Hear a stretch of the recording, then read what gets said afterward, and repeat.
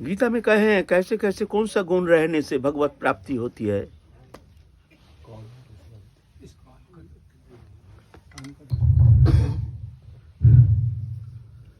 कौन सा गुण रहनी चाहिए उनमें? बहुत सारे। जब तक प्राकृत बुद्धि है, जागतिक वस्तु पदार्थ के प्रति जब तक किंचित मात्र आसक्ति रहती है, तब तक भगवत प्राप्ति होना संभव नहीं है।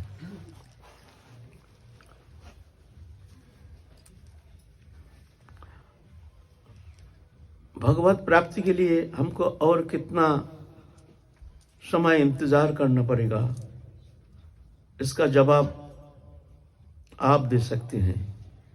इसके लिए कोई समय का इंतजार नहीं, इसके लिए चाहिए एक अंतःकरण की प्रस्तुति, प्रिपरेशन। ये फिजिकल प्रिपरेशन नहीं, इंटरनल प्रिपरेशन, आत्मिक प्रिपरेशन, प्रस्तुति।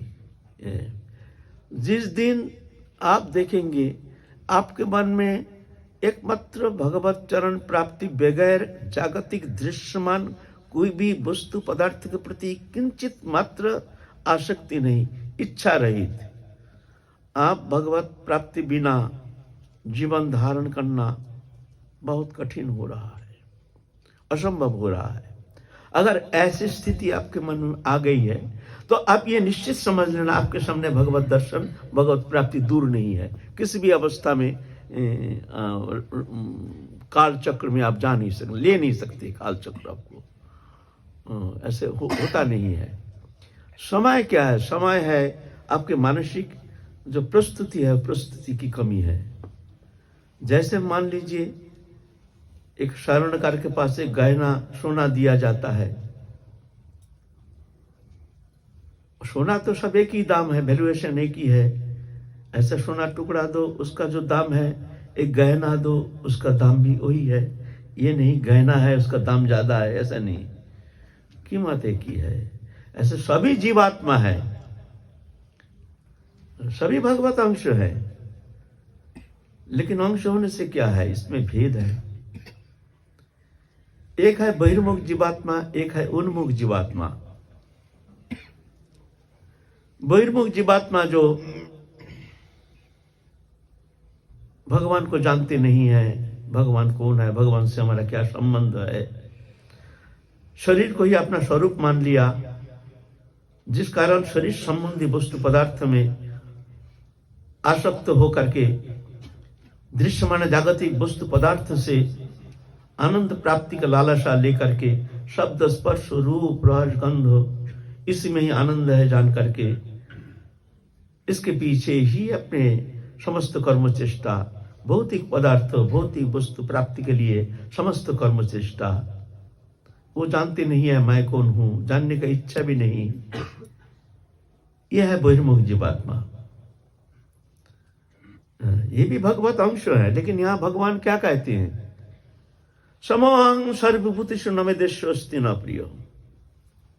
मैं सब में समान हूं, मेरा कोई देश नहीं, मेरा कोई प्रिय नहीं। यह है बहिर्मुख जीवात्मा के लिए। और एक है उन्मुख जीवात्मा, जो भगवत कृपा से, गुरु कृपा से, संत कृपा से जान गए हैं मैं शरीर नहीं, शरीर संबंधी वस्तु मेरा नहीं, मैं भगवान का हूं, भगवान मेरे हैं, भगवान से हमारा नित्य संबंध है, जागतिक वस्तु पदार्थ से हमारा संबंध था नहीं, है नहीं, होगा नहीं, होता नहीं, हो नहीं सकता। भगवान से हमारा नित्य संबंध है, पहले था, अभी है, पीछे भी रहेगा। किसी भी अवस्था में पलक के लिए भी भगवान के साथ हमारा अलग होना संभव नहीं है। ऐसे जानकर के भगवत चरण में जो समर्पित होकर के भगवत प्रीति संपादन के लिए समस्त कर्म चेष्टा, हम जो कर्म करते हैं हमारे लिए नहीं, प्रभु की प्रसन्नता के लिए ही हमारी समस्त कर्म चेष्टा। ऐसे प्रभु को कर्ता मान करके, स्वयं अकर्ता बन करके, दृष्टा बन के जब कर्म करते हैं तो वो कर्म उसका मुक्ति का कारण हो जाता है। जब देहदैहिक वस्तु पदार्थ के प्रति आसक्त होकर के जब कर्म करते हैं तो वो कर्म उसका बंधन का कारण हो जाता है, वही कर्म है ना। तो भगवान कहते हैं समोहं सर्वभूतेषु न मे देशो अस्ति न प्रिय। मैं सब में समान हूं, मेरा कोई देश नहीं, प्रिय नहीं। यह है बहिर्मुख जीवात्मा के लिए। तानि कर्माणि न निबद्धन्ति धनंजय उदासीन वदासीन असक्तम तेषु कर्मसु। यह है बहिर्मुख जीवात्मा के लिए। उन्मुख जीवात्मा के लिए भगवान ऐसे नहीं कहते हैं। क्या कहते हैं?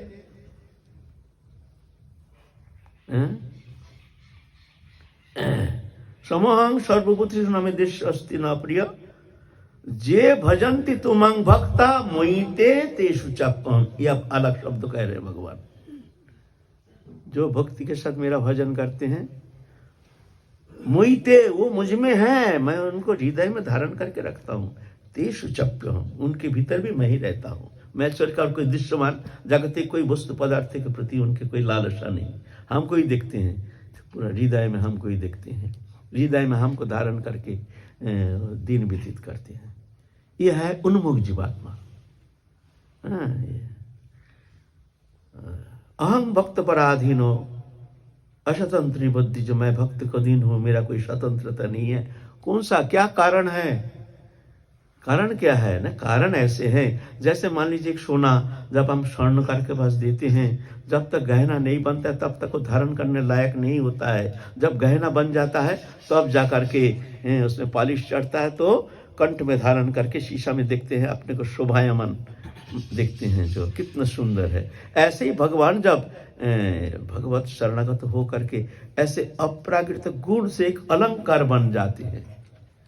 कृपालु अकृत द्रोह सत्य सार सम निर्दोष वदान्न मृदु शुचि अकिंचन आदि अप्राकृत गुण से एक अलंकार बन जाता है।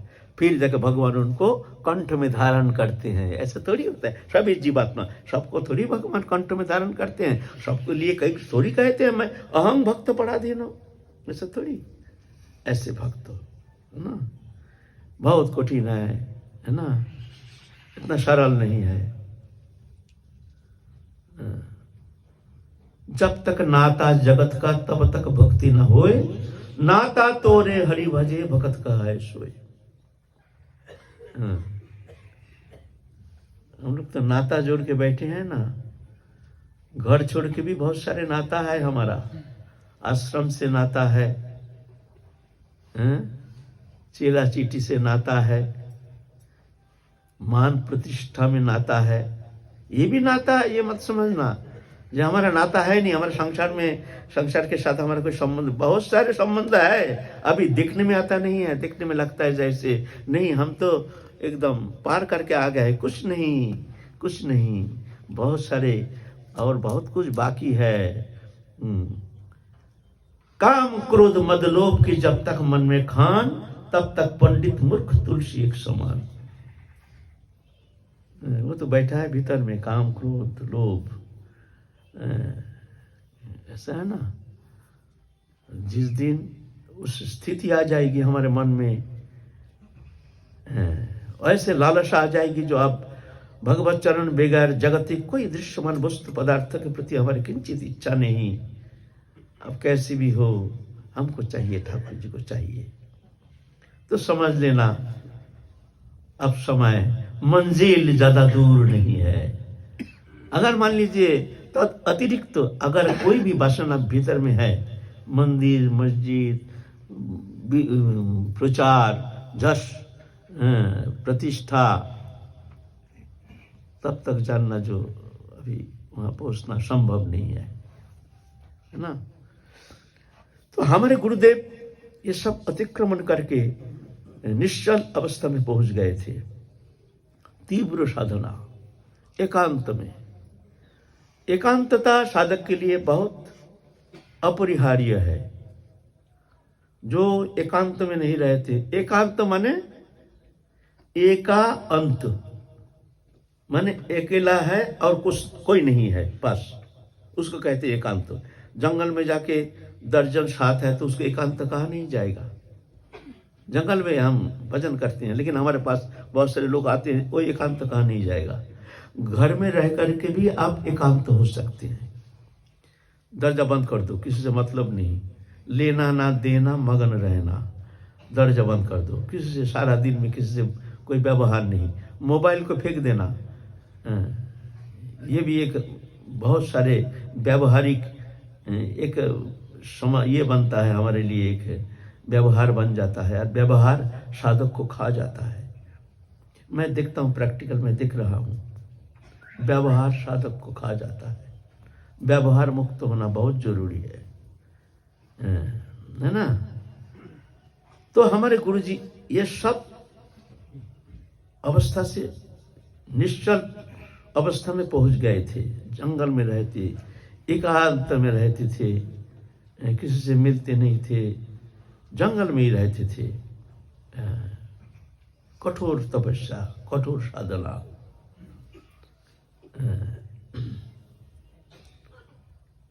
हम जब आए हैं, हम भी देखे हैं, सारा दिन तो किसी से मिलते नहीं थे, जंगल में एकांत में आसन लगा करके बैठे रहते थे, किसी से लेना नहीं देना नहीं। संध्या के समय आते थे, बस थोड़ा सा फलाहार, फिर फलाहार लेने का बाद बस भीतर चले जाते थे, दरजा बंद, किसी से कोई व्यवहार नहीं। ऐसे गीता में क्या कहते हैं? जोगी जुंजित सतत आत्मनंग रहस्य स्थितो एकाकी जत चित्तात्मा निराशीर परिग्रह। अपरिहार्य है। जो भजन करेंगे उनके लिए, मन को लगाने के लिए एकांत स्थान में रहना जरूरी है। एकांत माने, हम पहले कह रहे हैं, एकांत माने जंगल नहीं। घर में भी एकांत हो सकता है। एकांत मैं हूं और कोई है नहीं, इसको कहते हैं एकांत। वो घर में भी हो सकता है। किसी से व्यवहार शून्य हो करके, दरवाजा बंद करके, बस भगवत चिंतन, शरण मनन, उपासना, बस ये एकांत हो गया। ऐसा होना पड़ेगा। जोगी जुंजित सतत आत्मनंग रहस्य स्थित, एकाकी। एकाकी माने अकेला रहेगा, साथ कोई नहीं। निराशी अपरिग्रह। निराशी माने आशा शून्य, कोई आशा नहीं रहना चाहिए। ये करना है, वो करना है, वो करना है, ये नहीं हुआ, वो नहीं हुआ।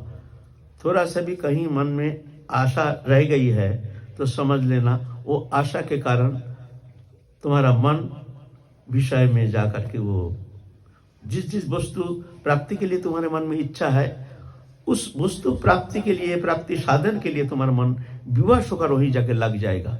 आश्रम बनाओगे तो कहाँ से पैसा, कहाँ से आएगा, कौन आएगा, कौन क्या करेगा, ऐसे सब बहुत सारे चिंता आ जाएगी। इसीलिए कहते हैं आशा शून्य, निराशी, अपरिग्रह, दान मान उपहार, ये सब ग्रहण वर्जन। हमारे गुरुदेव सर्वत भाव से ऐसी स्थिति में रहते थे। पैसा तो छूते नहीं थे, कोई वस्तु देने का कोई बात ही नहीं था। हम जब आए तब भी देखे हैं, गुरुजी कभी अर्थ स्पर्श नहीं करते थे। ऐसे पैसा दे दिया, उड़ गया, हवा में उड़ गया, कोई खबर नहीं।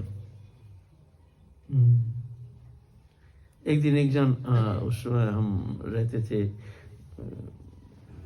नवद्वीप में शायद, एक जन 500 रुपया दे गया। पापा तो कोई खबर नहीं, विनोद आया, 500 रुपया दे गया ना, 500 रुपया दे गए।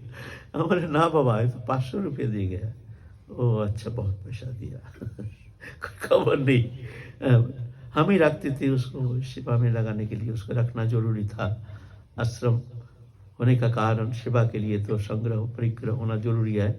लेकिन वो संग्रह परिग्रह ऐसा नहीं, आया ठीक है, आने से हर्ष नहीं, जाने से विषाद नहीं। ऐसा होता है तो संग्रह तुम्हारे आश्रमिक जीवन में सेवा के लिए वो ठीक है। अगर मतलब चिंता आ गई तो समझ लेना ये बंधन का कारण है। ठीक है, सेवा करो, कोई बात नहीं। आया खर्च कर दो, आया तो हर्ष नहीं, गया तो विषाद नहीं। ऐसे होना चाहिए। इस तरह से कठोर तपस्या करते थे हमारे गुरुदेव। फिर प्रेम सरोवर में हमारे गुरुजी को राधा रानी पूर्ण कृपा किए हैं, साक्षात दर्शन दिए हैं। वहां पर पूर्ण रूप से अपने मानव जीवन का पूर्ण सफलता प्रेम सरोवर में प्राप्ति किए हैं। अब बाबा तो हमको कहे नहीं, हम प्रियाचरण बाबा थे गोवर्धन में। हमको प्रियाचरण बाबा एक दिन कहे थे कि हमने पूछा गोसाई जी को, जी गोसाई जी आप एक सत्य कहिए, सत्य शब्द कहिए, अब झूठ नहीं कहेंगे। मित्र था प्रियाचरण बाबा, हमारे गुरु जी के मित्र थे। हाँ हाँ बताइए, आप सही सही बताइए, आपको राधा रानी दर्शन दिए हैं कि नहीं? तो उस दिन प्रियाचरण बाबा जी को कहे हैं, हमको पूर्ण रूप से राधा रानी कृपा किए हैं प्रेम सरोवर में। बस उनके जीवन की पूर्णतम प्राप्ति है। उसके बाद ही गुरुजी प्रचार में आ गए, प्रचार करते थे, गांव गांव में जंगल जंगल रहते थे, और साथ रहते थे 2-4 शिष्य। बहुत कठोर जीवन।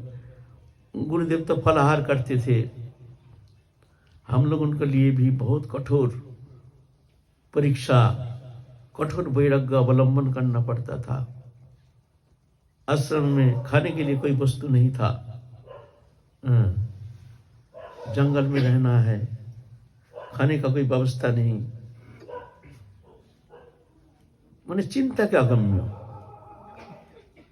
कोकिलावन रहते थे एक समय, आज से 42 साल पहले। कोकिलावन, उस समय कोकिलावन ये सब, अभी जो कोकिलावन धाम ये सब कुछ नहीं था। सोनीदेव जहाँ रहते थे खुला हुआ एक स्थान था, हम लोग जाते थे, बोले ये कौन देवता है यहाँ। सब सुने हैं कि ये शनिदेव हैं। अब तो वहाँ धाम बन गया, कोकिलावन धाम, क्या विशाल। हम लोग जहाँ शोच क्रिया करने के लिए जाते थे, वहाँ अभी तो बहुत सारे अच्छा मकान बन गया। उस समय जंगल जंगल था, हरिण घूमता था, हरिण ऐसे था। वहाँ पानी में एक सा घास जैसे होता था, वो घास ला करके धो के उसी को नमक से उबाल करके खाने के लिए देते थे।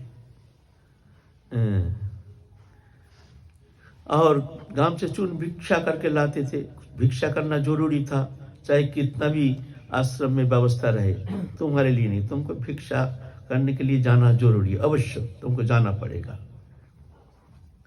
तो रोटी बनाते थे, नमक नहीं, कुछ नहीं भाई, हाथ में ही चटक करके रोटी बनाते थे।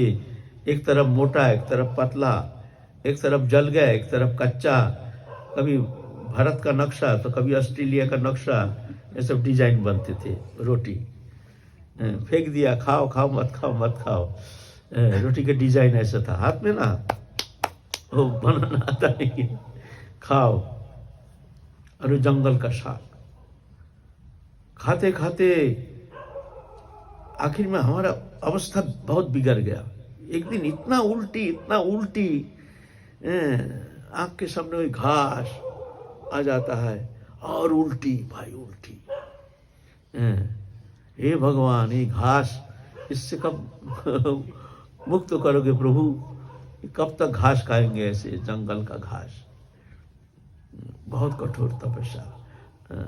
इसलिए हमारे गुरुजी के पास कोई त्यागी साधु नहीं रहते, कम रहते थे।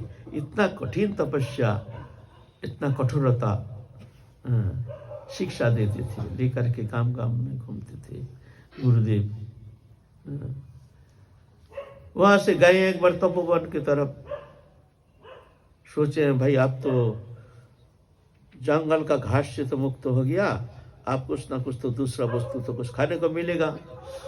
वहां भी आटा भिक्षा करना जरूरी था, भिक्षा करके लाते थे। टोकरी लेके चलो खेत में। अरे भाई कहाँ जाएंगे? बोले चलो ना। टोकरी लेके गए, वहाँ खेत में एक सा घास होता है, डाटा जैसे दिखने में, लाल लाल लाल लाल ऐसे ऐसे। और ये क्या होगा? बोलते ये सब्जी बनेगा। अरे भाई आप रोजाना वही भी नया डिजाइन का एक साग, उसी का नमक से उबाल करके खाओ खाओ खाओ मत खाओ, जाओ यहाँ से। हे भगवान, अब क्या करूं? ऐसे तो खाया नहीं जाता है, अब क्या करूं? प्रभु बचाओ, प्रभु बचाओ। एक दिन क्या हुआ, ये तो कहने से सब हंसेंगे। एक दिन ऐसे घास खाते का तो मुंह तो बहुत बिगड़ गया।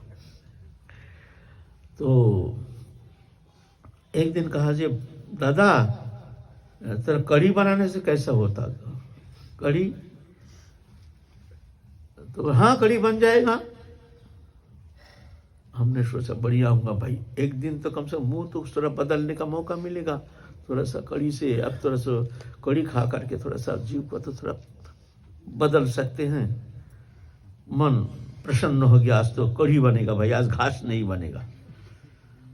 अरे भाई क्या किया, वो भात का मार है ना, मार को बाल्टी में भर लिया और उसके अंदर सफेद सफेद है, उसमें थोड़ा हल्दी मिला दिया, कढ़ी का रंग आ गया। उसमें थोड़ा नमक दे दिया, आप गिलास भर के दे दिया। आपने सोचा कढ़ी है। अरे राम राम, ये कहाँ, ये तो भात का मार है, फैन। उसमें थोड़ा सा कच्चा हल्दी दे करके, नमक दे करके, घोल करके कढ़ी का रंग आ गया, दे दिया।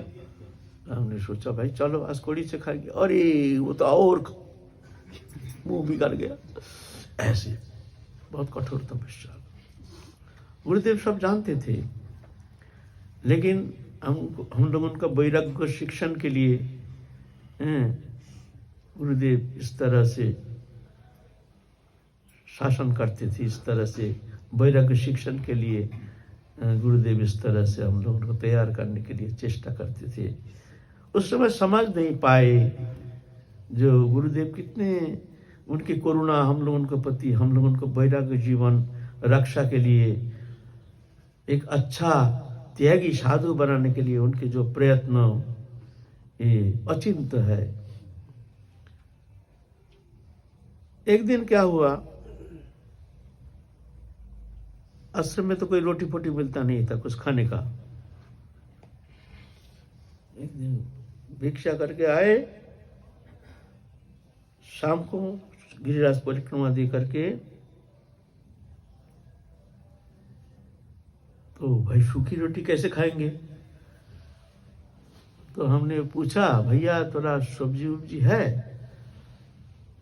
भाई ये क्यों कहा, बस फटकार शुरू हो गया, सब्जी से रोटी खाता है, सब्जी से रोटी खाने के लिए घर छोड़ के आया है, सब्जी से रोटी खाता है, साधु बनने आया है यहाँ, साधु हो गया, हाँ सब्जी चाहिए। हमारा गुरुजी छोटे घर में विश्राम कर रहे थे और बाबा बार बार ऐसे स्वगत उक्ति, थोड़ा सा सब्जी नहीं है, बच्चा कैसे खाएगा,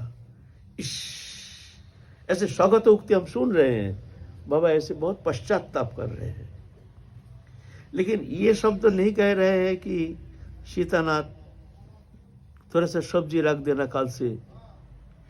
ऐसा नहीं, अभाव में कोई आश्रम में कोई अभाव है ऐसा बात नहीं है, ऐसे नहीं कह रहे हैं, लेकिन को कष्ट पा रहे हैं।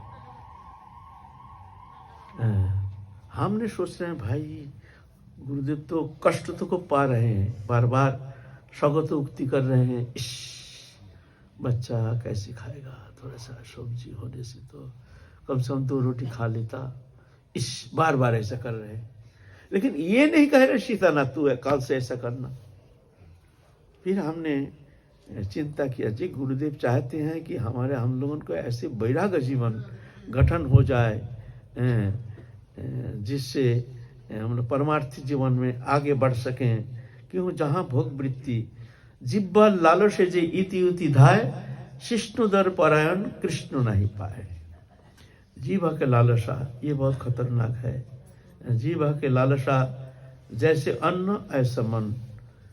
इसीलिए साधन के लिए साधक जीवन में जीवा के प्रति उनके संयमन करने का चेष्टा बहुत जरूरी है।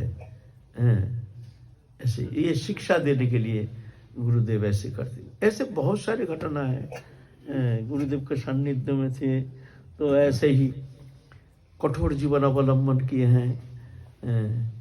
और बाबा स्वयं भी ऐसे ही सारा दिन तो कुछ लेते नहीं थे, सारा दिन कुछ नहीं रहते थे तो जंगल में संध्या के समय थोड़ा सा फलाहार लेते थे, कोटू चुन की 2 रोटी, और वो भी छोटी छोटी इतनी 2 रोटी और थोड़ा सब्जी कुछ भी हो, उसको भी आधा छोड़ जाते थे। ऐसे कठोर जीवन, और हम लोग उनको ऐसे शिक्षा, लेकिन क्या करें, माने ऐसे कुसंस्कार, ठीक ठीक बैराग हुआ नहीं। लालसा तो थी मन में जो अच्छा बैरागी बनेंगे, लेकिन दुर्भाग्य है बाबा की इतना चेष्टा, इतनी कृपा, लेकिन संस्कार विहीन होने के कारण वो फल फला नहीं, ठीक ठीक जैसे होना चाहिए था ऐसा हो नहीं पाए।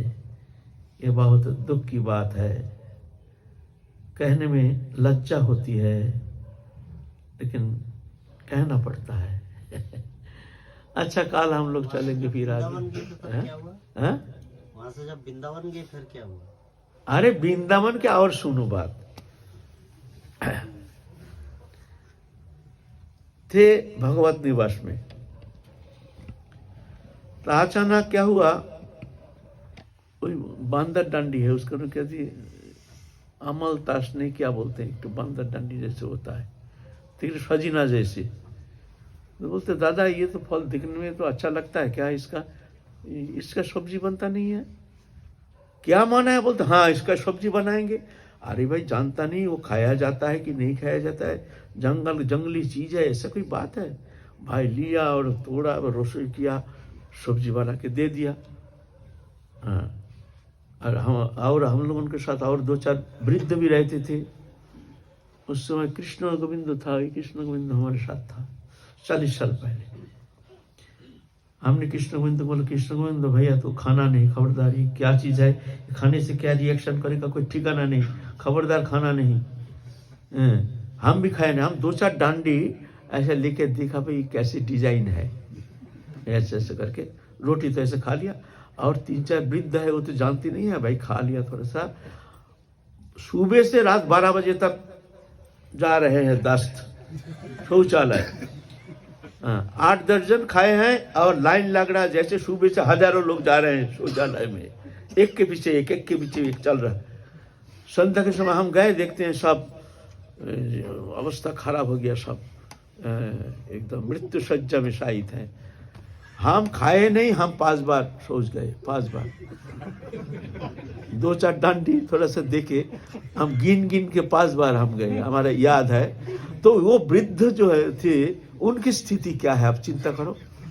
हम जाके देखते हैं, हाँ हाँ ऐसा करें, हम बोले ये सत्यानाश हो गया, साला मर जाएगा तो महान स्थिति हो जाएगी। ऐसे मन में आया, कोई कर दिया, क्या कोई रहते नहीं, आश्रम में कोई जाता नहीं था, कोई गृहस्थी आते थे ना, होटल मोटल में खाते थे, कभी वहां जाते नहीं। और गुरुदेव मस्त आनंद में शांति में रहते, कोई भीड़ नहीं, भड़का नहीं, कोई खाने का चिंता नहीं, ऐसे कठोर शासन था ऐसे। अच्छा, जय जय, बहुत सारी कहानी है। जय जय श्री राधे श्याम।